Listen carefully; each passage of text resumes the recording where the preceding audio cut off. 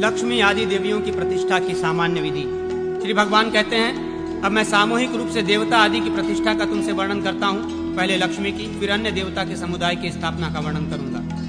पूर्ववर्ती अध्यायों में जैसा बताया गया है उसके अनुसार मंडप, अभिषेक आदि सारा कार्य करें। तत्पश्चात भद्रपीठ पर लक्ष्मी की स्थापना करके 8 दिशाओं में 8 कलश स्थापित करें। देवी की प्रतिमा का घी से अभ्यंजन करके मूल मंत्र द्वारा पंचगव्य से उसको स्नान करावे। फिर हिरण्यवर्णा, हरिणिमः इत्यादि मंत्र से लक्ष्मी जी के दोनों नेत्रों का उन्मिलन करें। ताम आव इत्यादि मंत्र पढ़कर देवी के लिए मधु, घी और चीनी अर्पित करें। तत्पश्चात अक्षम पूर्वाम इत्यादि मंत्र से पूर्ववर्ती कलश के जल द्वारा श्री देवी का अभिषेक करें। काम स्वस्मिताम इस मंत्र को पढ़कर दक्षिण कलश से चंद्राम प्रभासाम इत्यादि मंत्र का उच्चारण करके पश्चिम कलश से तथा आदित्य वर्णे इत्यादि मंत्र बोलकर उत्तरवर्ती कलश से देवी का अभिषेक करें।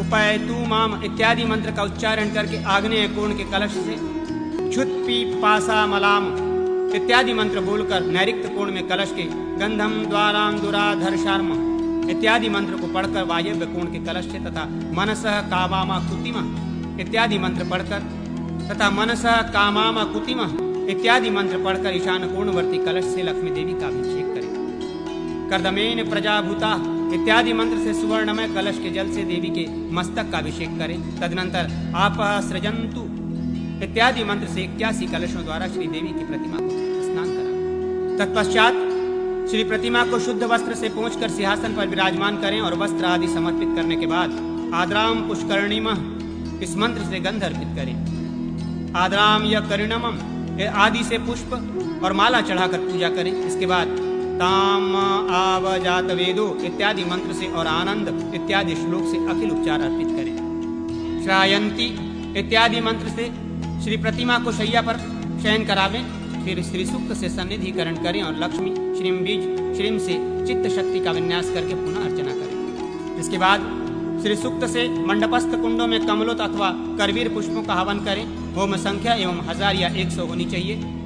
ग्रहोपकरण आदि समस्त पूजन सामग्री आदि श्री सूक्त के मंत्रों से ही समर्पित करें।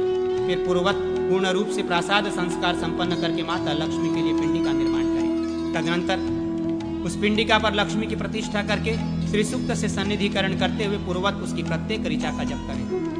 मूल मंत्र से चित्त शक्ति को जागृत करके पुनः सन्निधिकरण करें। तदनंतर आचार्य और ब्रह्मा तथा अन्य ऋत्विज ब्राह्मणों को भूमि, सुवर्ण, वस्त्र, गौ एवं अन्नादि का दान करें। इस प्रकार सभी देवियों की स्थापना करके मनुष्य राज्य एवं स्वर्ग आदि का भागी होता है। विष्णु आदि देवताओं की प्रतिष्ठा की सामान्य विधि तथा पुस्तक लेखन विधि। श्री भगवान कहते हैं, इस प्रकार विनीतानंदन गरुड़, सुदर्शन चक्र, ब्रह्मा और भगवान नरसिंह की प्रतिष्ठा भी उनके अपने अपने मंत्र से श्री विष्णु की ही भांति करनी चाहिए। इसका श्रवण करो। इस मंत्र से चक्र का पूजन करके वीर पुरुष युद्ध क्षेत्र में शत्रुओं को विदीर्ण कर डालता है। ये नरसिंह भगवान का मंत्र है। अब मैं तुमको पाताल नरसिंह का मंत्र ये नरसिंह भगवान का मंत्र है। अब मैं तुमको पाताल और नरसिंह मंत्र का उपदेश करता हूँ। ये श्री हरि स्वरूपिणी नरसिंह विद्या है जो अर्थ सिद्धि प्रदान करने वाली है। त्रैलोक्य मोहन श्री विष्णु की त्रैलोक्य मोहन मंत्र समूह से प्रतिष्ठा करें। उसके द्विभुज विग्रह के वाम हस्त में गदा और दक्षिण हस्त में अभय मुद्रा होनी चाहिए। यदि चतुर्भुज रूप की प्रतिष्ठा की जाए तो दक्षिणोधर्व हस्त में चक्र और वामोधर्व में पांचजन्य शंख होना चाहिए। उनके साथ ही एवं पुष्टि अथवा बलराम सुभद्रा की भी स्थापना करनी चाहिए। श्री विष्णु वामन, वैकुंठ, अयग्री और अनिरुद्ध की प्रासाद में, घर में अथवा मंडप में स्थापना करनी चाहिए। मत्स्यादि अवतारों को जलशैया पर स्थापित करके शयन करावे। संकर्षण, विश्वरूप, रुद्रमूर्तिलिंग, अर्धनारीश्वर, हरिहर, मातृकागण, भैरव, सूर्य, ग्रह, विनायक तथा इंद्र आदि के द्वारा सेवनिया, गौरी, चित्रजा और बलावला विद्या की भी उसी प्रकार स्थापना करनी चाहिए। अब मैं ग्रंथ की प्रतिष्ठा और उसकी लेखन विधि का वर्णन करता हूँ। आचार्य स्वस्तिक मंडल में षड्यंत्र के आसन पर स्थित लिखित पुस्तक विद्या एवं श्रीहरि का जजन करें। फिर यजमान गुरु विद्या एवं भगवान विष्णु और लिपिक लेखक पुरुष की अर्चना करें। तदनंतर पूर्वाभिमुख होकर पद्मिनी का ध्यान करें और चांदी की दावात में लगी हुई स्याही तथा सोने के कलम से देवनागरी अक्षरों में 5 श्लोक लिखें। फिर ब्राह्मण को यथाशक्ति भोजन करावें और अपनी सामर्थ्य के अनुसार दक्षिणा दें। आचार्य विद्या और श्री विष्णु का पूजन करके लेखक पुराण आदि का लेखन प्रारंभ करें। पूर्वत मंडल आदि के द्वारा ईशान कोण में भद्रपीठ पर दर्पण के ऊपर पुस्तक रखकर पहले की भांति कलशों से सेचन करें। फिर यजमान नेत्रोन्मिलन करके शैया पर उस पुस्तक का स्थापन करें। तत्पश्चात पुस्तक पर पुरुष सूक्त तथा वेद आदि का न्यास करें। तदनंतर प्राण प्रतिष्ठा पूजन एवं चरुहोम करके पूजन के पश्चात दक्षिणा से आचार्य आदि का सत्कार करके ब्राह्मण भोजन करा लें।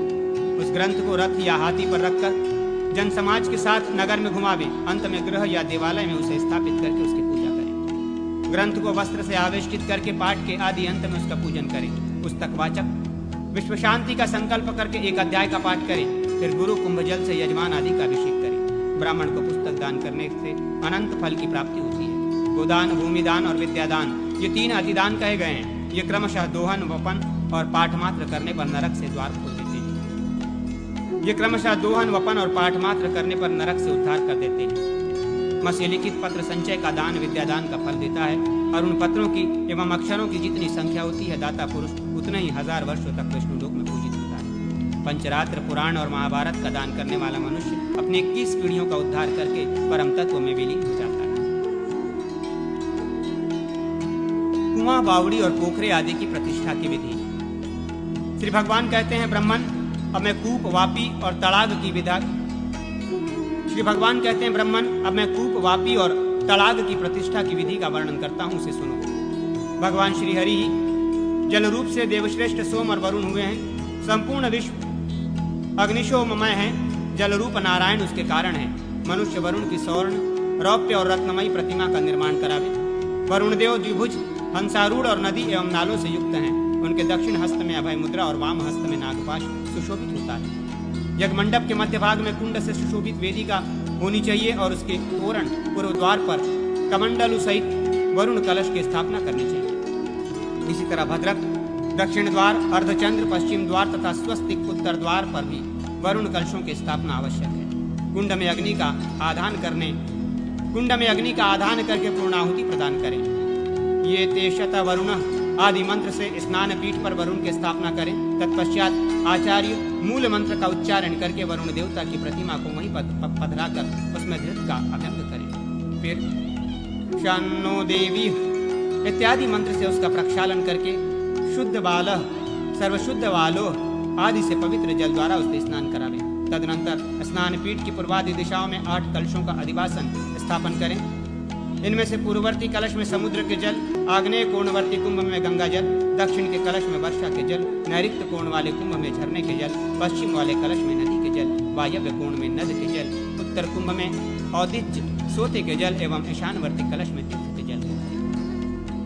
उपर्युक्त विविध जल न मिलने पर सब कलशों में नदी के ही जल को डालें। उक्त सभी कलशों को व्यासा राजा आदि मंत्र से अभिमंत्रित करें। विद्वान पुरोहित वरुण देव का सुमित्रिया आदि मंत्र से मार्जन और निर्मक्षण करें। चित्रम देवानाम तथा तच्चशु देवरहितम इन मंत्रों से मधुत्रय, शहद घी और चीनी द्वारा वरुणदेव के नेत्रों का उन्मिलन करें। फिर वरुण की उस सुवर्णमयी प्रतिमा में ज्योति का पूजन करें एवं आचार्य को गोदान दें। तदनंतर समुद्र ज्येष्ठा आदि मंत्र के द्वारा वरुण देवता का पूर्ण कलश के जल से अभिषेक करें।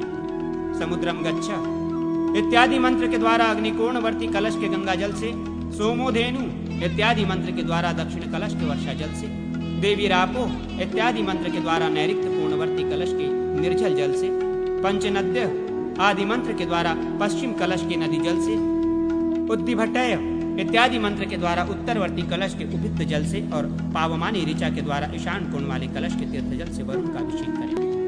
फिर यजमान मौन रहकर आपोहिष्टा इस मंत्र के द्वारा पंचगव्य से, हिरण्यवर्णा श्री सूक्त के द्वारा स्वर्ण जल से, आपो अस्मान मंत्र के द्वारा वर्षा जल से, व्याहृतियों का उच्चारण करके कूप जल से तथा आपो देवी मंत्र के द्वारा तड़ाक जल एवं तोरणवर्ती वरुण कलश के जल से वरुण देव को स्नान करावे। वरुणस्यो नस्तंभमसि मंत्र के द्वारा पर्वतीय जल अर्थात झरने के पानी से भरे 81 कलशों द्वारा उसको स्नान करावे। त्वं नो अग्ने वरुणस्य इत्यादि मंत्र से अर्घ्य प्रदान करें। व्याहृतियों का उच्चारण करके मधु पर बृहस्पते अति अर्धो मंत्र से वस्त्र, इमं में वरुण इस मंत्र से पवित्रक और प्रणव से उत्तरी अर्थ समर्पित करें। वरुण सूक्त से वरुण देवता को पुष्प, चंवर, दर्पण, छत्र और पताका का निवेदन करें। मूल मंत्र से उत्तिष्ठ ऐसा कहकर उत्थापन करें। उस रात्रि को अधिवासन करें। वरुण वाह इस मंत्र से सन्निधिकरण करके वरुण सूक्त से उनका पूजन करें। फिर मूल मंत्र से सजीवीकरण करके चंदन आदि द्वारा पूजन करें। मंडल में पूर्ववत अर्चना कर लें। अग्निकुंड में समिधाओं का हवन करें। वैदिक मंत्रों से गंगा आदि चारों गवों का दोहन करें। तदनंतर संपूर्ण दिशाओं में यवनिर्मित चरु की स्थापना करके होम करें। चरु को व्याहृति गायत्री या मूल मंत्र से अभिमंत्रित करके सूर्य, प्रजापति, दिव, अनंतक निग्रह, पृथ्वी, देहधृति, स्वधृति, रति, रमति, उग्र, भीम, रौद्र, विष्णु, वरुण, धाता, रास्यपोष, महेंद्र, अग्नि, यम, निरिक्ति, वरुण, वायु, कुबेर, ईश, अनंत, ब्रह्मा, राजा, जलेश्वर, वरुण इन नामों का चतुरंत रूप बोलकर अंत में स्वाहा लगाकर बलि समर्पित करें। इदम विष्णु तदम विप्रासो इन मंत्रों से आहुति दें।